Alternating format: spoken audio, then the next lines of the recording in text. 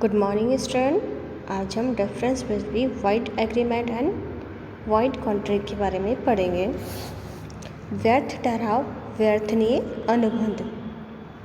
सबसे पहला अंतर इस हमें धारा सेक्शन के अकॉर्डिंग हम पढ़ेंगे। इसका व्यर्थ ठहराव का वर्णन भारतीय अनुबंध अधिनियम की धारा 2G में किया गया है, जबकि व्यर्थ अनुबंध वर्ण अधिनियम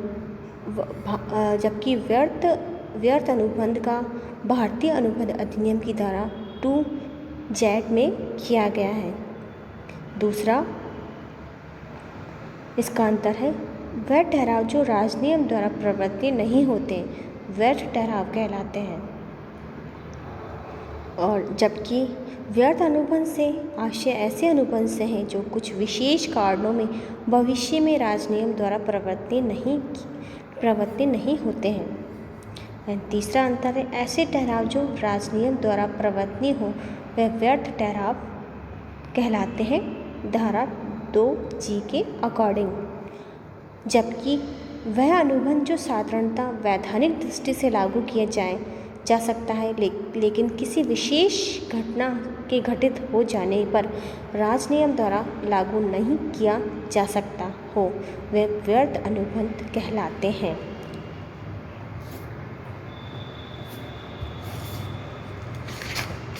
नेक्स्ट है वैधानिकता का अंश। वैधानिकता के अंश के आधार पर व्यर्थ ठहराव प्रारंभ से ही व्यर्थ ठहराव होते हैं, जबकि प्रारंभिक अवस्था में वैध ठहराव होता है लेकिन किसी विशेष कारण या घटना के कारण व्यर्थ एवं प्रभावहीन हो जाता है व्यर्थ अनुबंध।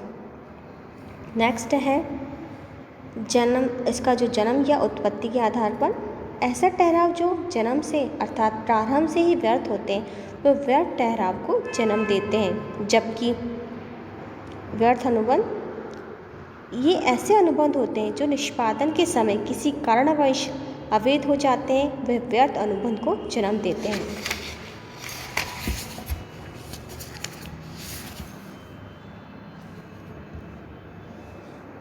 नेक्स्ट है इसका पॉइंट है, ऐसे ठहराव जो प्रारंभ से ही व्यर्थ होते हैं अतः इसके अंतर्गत दिए गए धन को वापस प्राप्त नहीं किया जा सकता, जबकि व्यर्थ अनुबंध प्रारंभ से वैधानिक होते हैं अतः इसके अंतर्गत दिए गए धन को पक्षकार वापस प्राप्त कर सकता है। नेक्स्ट, व्यर्थ ठहराव होने के कारण। व्यर्थ ठहराव होने के अनेक कारण हो सकते हैं, जैसे अयोग्य पक्षकार द्वारा किए गए ठहराव, प्रतिफल रहित ठहराव, असंभव कार्य को करने का ठहराव। और नेक्स्ट है इसका मतलब व्यर्थ अनुबंध है। व्यर्थ अनुबंध होने के भी कई कारण हो सकते हैं, जैसे आकस्मिक असंभवता अथवा राजनियम में परिवर्तन होने की दशा में। नेक्स्ट अंतर है इसका अधिनियम में विवरण।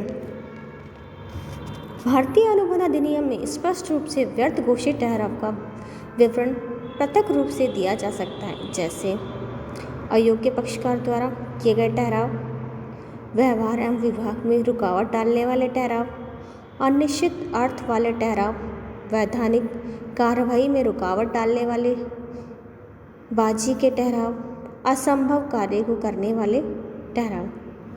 जबकि व्यर्थ अनुबंध तब होते हैं जब इनका निष्पादन कार्य असंभव हो जाता है, जिसका विवरण अधिनियम में पृथक से नहीं दिया गया है।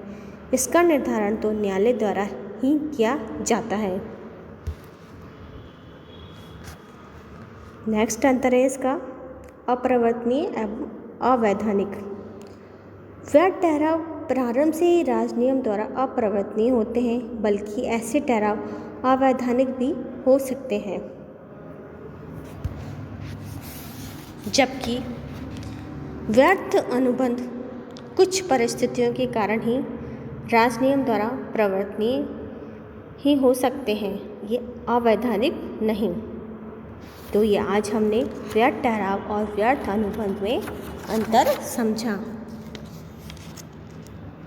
व्यर्थ ठहराव और व्यर्थ अनुबंध की बात हम जब कर ही रहे हैं तो व्यर्थ ठहराव के अंतर्गत एक पक्षकार दूसरे पक्षकार को दी गई धनराशि वापस प्राप्त करने का अधिकार रखता है।